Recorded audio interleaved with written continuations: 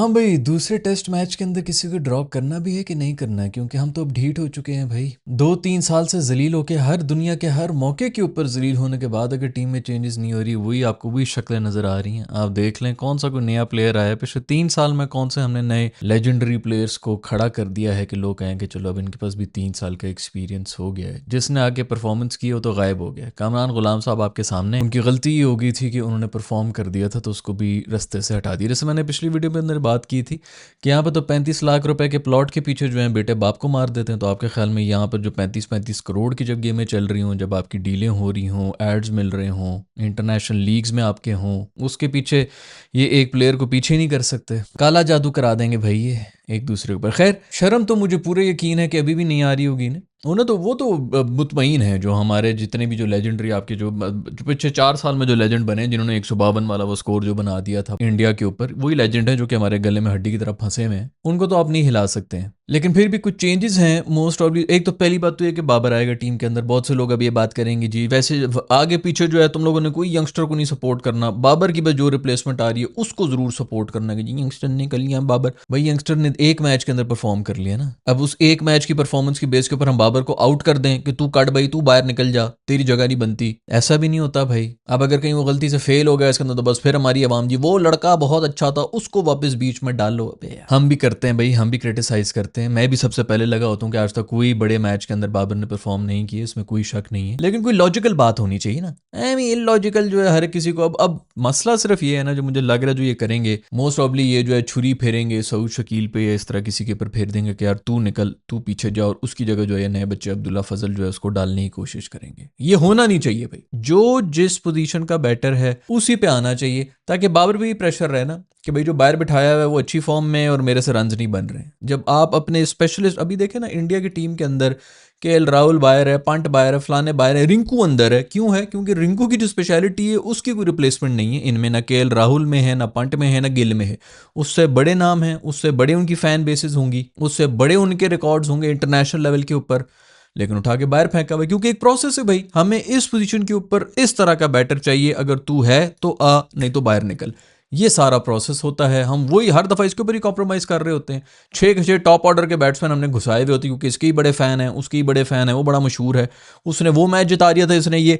भाई गिल से ज़्यादा फ़ैन होंगे आपके, गिल से ज्यादा मैच जिताए होंगे आप लोगों ने टॉप ऑर्डर के ऊपर आके, केएल राहुल से ज्यादा मैच जिताए होंगे इंडिया को। संजू सैमसन की जगह भी बन नहीं रही थी, मर मर के आधे वर्ल्ड कप के बाद उसकी जगह बनी है। उसके अंदर भी ये है कि 80-80 वो match man of the match बना है तो उसकी टीम में जगह बनी है, उसकी जगह बन नहीं रही थी टीम के अंदर। हमारे ये लेजेंडरी जो हैं बस वो एक दफा नहीं नहीं नहीं बस इन सबको घुसा दो क्योंकि एक उसके अंदर किए। तो असूलन अब यही होना चाहिए कि जिसकी जो पोजीशन है उसी पोजीशन के लिए कर भाई। तो अगर आप लोगों को इतना दुख है ना, अभी जितने भी जो यंगस्टर्स हैं उनको ये दुख होता है कि जी बाबर बैठा है, फलाना बैठा हुआ है, मत इस पोजीशन के लिए मत आओ। सब जो टॉप ऑर्डर में घुसने की कर रहे हो ना, मिडिल ऑर्डर के बैटर तभी निकल के आएंगे। अभी भी जो बच्चे सुन रहे हैं 17-18 साल के जिनको बड़ा शौक है बाबर आजम बनने का, मत बनो, कीपर बैट्समैन बन जाओ, मिडिल ऑर्डर बनो, इंतजाम बनो, मिसबा बनो, उनकी उनकी नक्शे कदम पे भी चल जाओ ना। एक ही पोजीशन है बस, वो बिल्कुल वो एक होता है ना, यहाँ पर एक कुल्फी वाला मशहूर हो जाए जीटी रोड के ऊपर तो उसके 50 किलोमीटर पीछे और 50 किलोमीटर आगे, उसी तरह के अगर वो बाबे की कोई कुल्फी मशहूर है ना, हर एक बंदे ने अपने खानदान के किसी एक बाबा जो पता नहीं किस किस्म की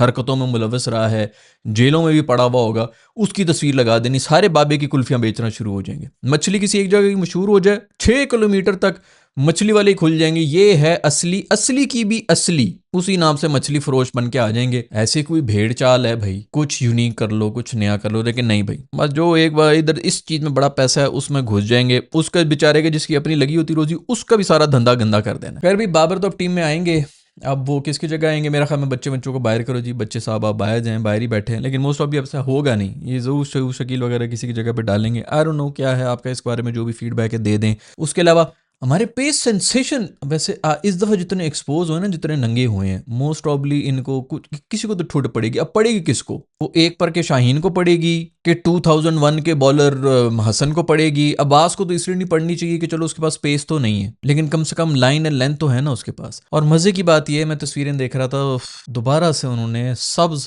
हरी ग्रीन पिच बना दी। अब गलती से अगर पाकिस्तान इस दफ़ा जीत गया ना टॉस, इन्होंने ज़बरदस्ती खुद जो है बैटिंग के लिए आ जाना है, और मैं लिख के देता हूँ पहले सेशन के अंदर इनका पूरा टॉप ऑर्डर जो है वापस जा रहा होगा। ये जो भी बड़ी बड़ी बातें कर रहे थे ना पिछले उसमें कि भाई क्या हो गया, खुद बैटिंग करनी चाहिए थी आप लोगों को पता नहीं है शायद अपनी टीम का। 2 डेब्यूटेंट्स आपने डाले हुए थे और खुद बैटिंग करते ही ग्रीन पिच के ऊपर इन्होंने एक सेशन में पूरा का पूरा जो है 4 से 5 आपकी विकेटें गिर जानी थी, और वहीं पे मैच खत्म हुआ होता आपका। बस 1-2 घंटे ही तो गुजार, 1-2 घंटे इनसे आप लोगों ने उम्मीद रखी हुई थी कि गुजारेंगे। असल इशू यही है कि आपकी जो तेज गति वाले प्रीमियम जो फास्ट बॉलर्स आए थे पेंटियम 1 के जमाने के, जो हमारे आउटडेटेड फास्ट बॉलर्स हैं, उन्होंने गंद किया था। मैं नहीं कह रहा भाई कि 11 के 11 आउट करो पहले 7 ओवर्स के अंदर, और भाई 2 आउट ही कर लो, 10 में 2 कर लो, अगला बैकफुट पे तो जाता है ना। जलील हुए थे हम, उधर ही हारे थे। जो 400 रन हमने खाए थे ना, हम वहीं पर हार गए थे। हमने बनाए थे तो कोई 380 वगैरह तक जो हम पहुंचे थे ना, किल किल के मर मर के चांसेस 3 से 4 तो हमें चांसेस मिले थे, नो बॉल के ऊपर आउट होके वापस आ रहे थे, इस तरह के चांसेस मिलके हमने कहीं वो बनाए थे। वो पिच थी नहीं इतने की। आखिरी दिन भी आपने देख लिया, हमारी दूसरी जो इनिंग्स थी ना, उसके अंदर भी हमने कुट खाई है। बंदा कहे चलो उसके अंदर ही को पकड़ लो भाई, नहायत खैर थर्ड क्लास बॉलर्स हैं, इधर ही बैठे रहेंगे, इसी तरह बैठे रहेंगे। आई डोंट नो किसको निकालेंगे। सबसे पहले तो शाहीन साहब को बाहर करो भाई। तकरीबन कुछ 3.5 साल हो चुके हैं मैं बोल रहा हूँ भाई ये इसको बाहर करो, नहीं है ना उसमें पेस है ना उसकी डिसिप्लिन है। वो आपका ओडीआई का कप्तान है, उसकी ओडीआई टीम में जगह नहीं बन रही। वो T20I के अंदर वो 2 ओवर्स के बाद जो अगले 2 ओवर नहीं वो करा सकता है। आप लोगों ने उसको ओडीआई का कप्तान बनाया हुआ है, अब वो टेस्ट के अंदर भी बैठा हुआ है। सबसे पहले तो साहब को बाहर कर दो भाई ना। उनके मतलब ये शर्म की बात नहीं है। मैंने जो पहली एपिसोड बनाई थी ना ये इसी टेस्ट सीरीज के ऊपर, कि ये शर्म का मुकाम ही इस बात का है कि अब पाकिस्तान को ग्रीन विकेट्स बना के दे रहे हैं। लोग कहते हैं कि लोग अपनी स्ट्रेंथ के ऊपर काम करते हैं और अपोजिशन की जो स्ट्रेंथ होती है उसके खिलाफ विकेटें बनाते हैं। इससे भी हमारे पाकिस्तानियों को शर्म नहीं आ रही भाई कि लोग अब हमें ग्रीन विकेटें बना के देना शुरू हो गए, उनको पता है इनके पास तो पेस है ही नहीं। अभी फिर से ग्रीन विकेट आ गई है। अब प्रॉब्लम ये है ना कि पीछे है कौन, वो खुर्रम शहजाद को बड़ा हीरो बनाया, खैर वो वाकई इनसे तो बेहतर ही है, लेकिन लेके ही नहीं गए किसी को भाई। और किसको डालेंगे? इनसे बेहतर था कि मैं इनसे बेहतर था मतलब मुझे कहते हुए थरथल्ली मच गई, मुझे चक्कर आ रहे हैं। रूफी बेहतर था वहीं से। ये हमारा स्टैंडर्ड हो गया है। ये वो जो 4 हमारे सामने रखे हुए इन्होंने कि भाई इन्हीं में से चुन लो, जिसको भी चुन ले। हमें समझ नहीं आ रही है कि यार कहाँ से किसको कहेंगे भाई उसको लेके आ जाए, क्योंकि किसी को आने नहीं देना, ऊपर आने ही नहीं देना है और कुछ नहीं। तो ये लोग लीग्स में ऐसे जो जिसमें पोटेंशियल होती है उसको खरीद लेते हैं और फिर उसके बाद प्लेइंग 11 में नहीं डाल रहे होते ताकि उसका नाम ही ऊपर ना आए। मैंने बताया है भाई, इधर 35 लाख रुपए के पीछे बेटे जो हैं बाप को कत्ल कर देते हैं, ये तो करोड़ों की गेम है भाई। खैर वो जो साजिद भाई हैं उनको डाल लो भाई, को पता नहीं को 4000 लेफ्टी खिलाए हैं ये बांग्लादेश वालों ने, और हमने ऑफ स्पिनर को बाहर किया हुआ था। हद है यार।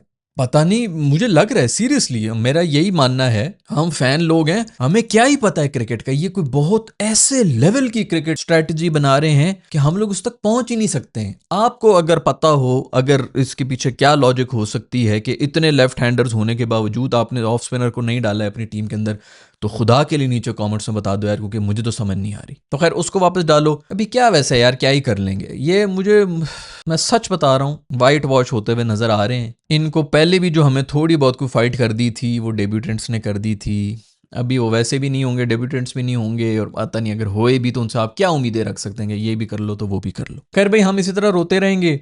कल कोहली साहब ने एक और सेंचुरी मार दी है आईपीएल के अंदर, 2 डक्स पे गया और अब जो है डक और अब सेंचुरी मार के गया और चेस करके गया। 190 रन भी थे, सेंचुरी भी मारी है, ऐसे मजे में चेस करके चला गया। सिंगल बनाया, सेलिब्रेट किए, और वो ज़्यादा सेलिब्रेशन थी इसकी सेंचुरी के बाद। उसे सेलिब्रेट नहीं किया उतना जितना सिंगल बनाने के बाद किया था, क्योंकि 0-0 के ऊपर आउट होता। वो यार खेल रहा है, इंजॉय कर रहा है, वो लिटरली डांस कर रहा था। ये छक्का मारा था इसने 80-80 पे खेल रहा था, उसके बाद डांस कर रहा था। उसको पता है कि भाई वो जिस प्रेशर में जिस लेवल के ऊपर परफॉर्म करता रहा है, उसके लिए तो ये खुदा की कसम ये गांव की क्रिकेट है जो ये खेल रहा है आईपीएल की। एक आरसीबी का रीजन है जो कि उसके फैंस हैं, वो भी उतना टॉक्सिक तो है नहीं।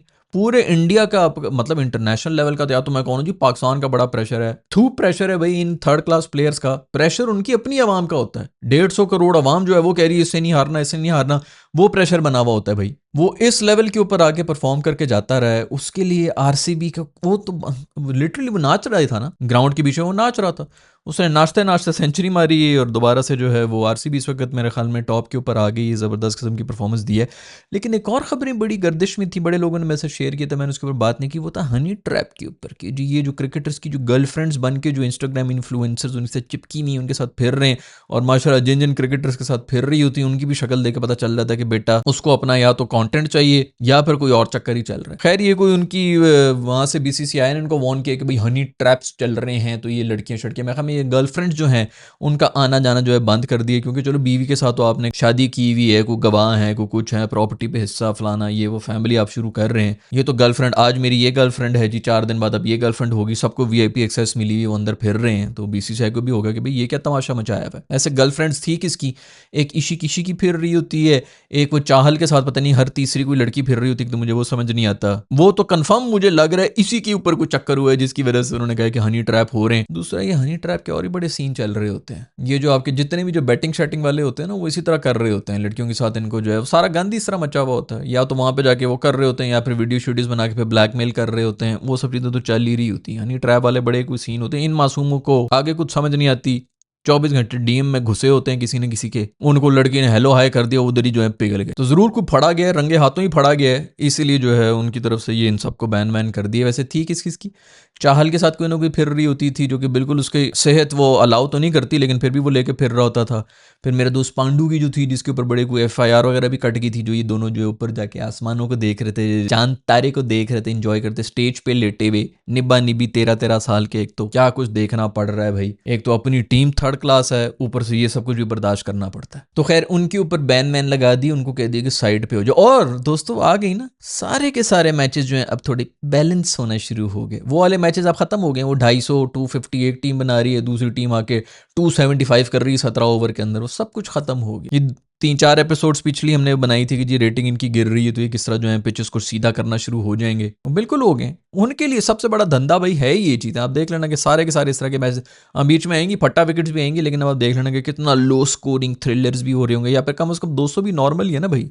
T20I के अंदर टीमें तो कोशिश यही कर रही होती है कि 200 बन जाए, तो किसी के बन भी जाते हैं, कभी कभी मर मर के जो है बन रहे होते हैं, किल किल के घिसियां मार मार के बन रहे होते हैं। उनको समझ आती है भाई 250 बना रहे हो, चलो एक टीम ने अगर 250 बना ली तो मैच खत्म हुआ होता है कि चलो अब तो ये जीत गए। वो अगली भी आगे 17 ओवर में 250 बना के जा रही थी, तो बंदा कहता है ये है क्या, ये क्या पिच है। खैर अब सब जो है तमीज़ के दायरे में इनके मैचेस हुआ करेंगे, वही जिस तरह होता है T20I के अंदर, अगर बहुत अच्छी बैटिंग हो जाए तो आप 200 के आगे पीछे 190 से 210 इस तरह का बनाते हैं, और फिर अगली टीम जो है अगर अच्छी बैटिंग करे तो मर मर के आखिरी ओवर के अंदर आके चेस करती है। इस तरह की अब गेमें जो है आपको देखने को मिल जाएंगी आईपीएल के अंदर, क्योंकि सब जो है बस ये धंधा चल रहा होता है।